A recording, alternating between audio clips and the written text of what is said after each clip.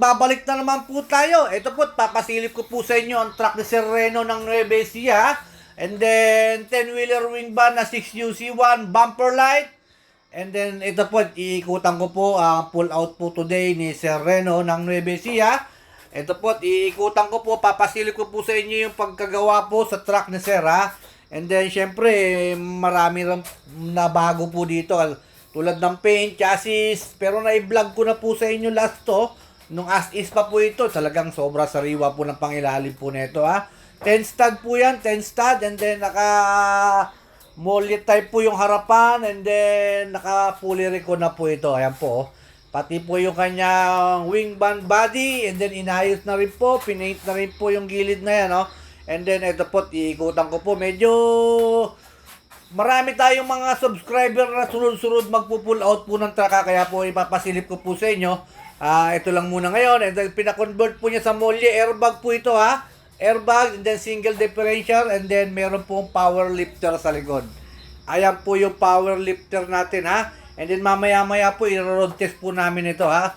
Si Sir Reno rin po ang magmamaneho, ha. At saka yung mekaniko rito. Ayan po yung likuran. Ito po yung side ng kanyang wing van body, and then talagang okay po, sa alright po yung truck nito. Medyo hapon na dumating si Sir Reno, ha. Hindi na kami nakapagkwentuhan ng maayos, gawa ng meron na akong meron pa ako isang truck na i-inspectionin, and then papagawa ko ng job order. Ito po, medyo hindi kami nagkausap na matagal ni Sir Reno. And then Sir Reno, at maraming salamat po sa binigay niyo po sa akin na regalo, ha. Binigyan ako regalo ni Sir Reno, ha. Ayan po, fuel tank po nito, isa lang and with AdBlue, pero niremap, dinelete na po yan, kaya wala na pong yung AdBlue na yan. Dekorasyon na lang po yung AdBlue na yan. And then, syempre, tinuro na rin sa kanya lahat ng mga ilaw dito. Yung mga switch ng ilaw, yung mga lahat, tinuro na si Sir Reno ng mekaniko, ha. And then, ito po, tignan natin loob. New upholstery, nakamating na rin po, manual transmission, maxi type.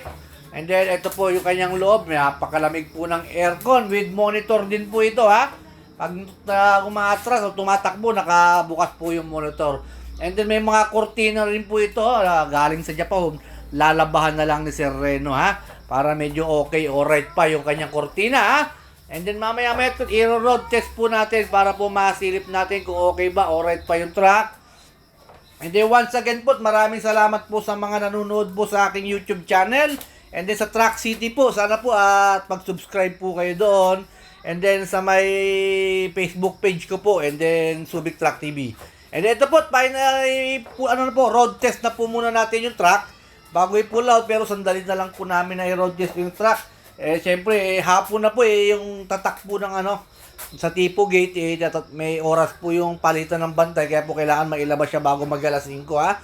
Ilang sa pagdating ni Sir Reno, road test, tabay alis na rin kaagad. Hindi kami garong nakapag-usap kasi nga inabot sila ng hapon sa papunta rito. Ayan, niro-road test muna ng mekaniko, and then mamaya papalis si Sir Reno dyan, ha. Ito na po si Sir Reno, siya na po ang magdadrive ng kanyang 10-wheeler wing van na 6UC1, ha. Siyempre, nangangapa pa si Sir Reno, ha. Ito yung kapatid ni Sir Reno, ha. Nakatakip yung mukha, ha. Ayan po. Nangangapa pa si Sir Reno sa kanyang cambio. And then, syempre lahat, kakapay niya muna dahil medyo ngayon lang si Sir Reno nakahawak ng malaking truck. Pero may mga truck siyang maliliit, mga elf.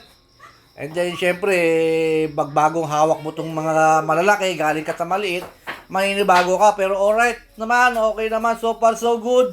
Okay naman yung kanyang biyahe. Okay naman yung kanyang road test, hinataw-hataw pa kasi ng mekaniko kanina to. Medyo natakot lang ako tulin magpatakbo ng mekaniko, ha. Ito si Sir Reno naman, medyo okay lang, smooth lang magpatakbo, gawa ng hindi niya pa gaanong kabisado yung kanyang truck. Ayan, medyo medyo kumakapit lang kami sa mga gilid-gilid ng baka medyo rin si Sir Reno mag-drive. Hindi niya pa kabisado, kaya natatakot pa kami, may dahan-dahan lang, sabi ng kapatid niya. Matulin magpatakbo si Sir Reno. Ayan po. And then maraming salamat po, ha, sa mga nanonood po sa aking YouTube channel, ha. Ayan po, pinapakita ko lang po sa inyo yung mga nakakabili po ng truck na mas sinasamahan po natin na masaya naman po sila nakakapaglabas ng truck dito sa kasama si Subic Truck TV, ha. And then sana po sa susunod kayo naman po ang aking mai-guide dito sa Subic. And finally po, pull out na po pull out na po yung truck, and then maraming salamat po sa mga nanonood sa aking YouTube channel. Again, ayan po, goodbye po sa inyong lahat. Maraming salamat. Thank you very much sa aking munting video para po sa inyo.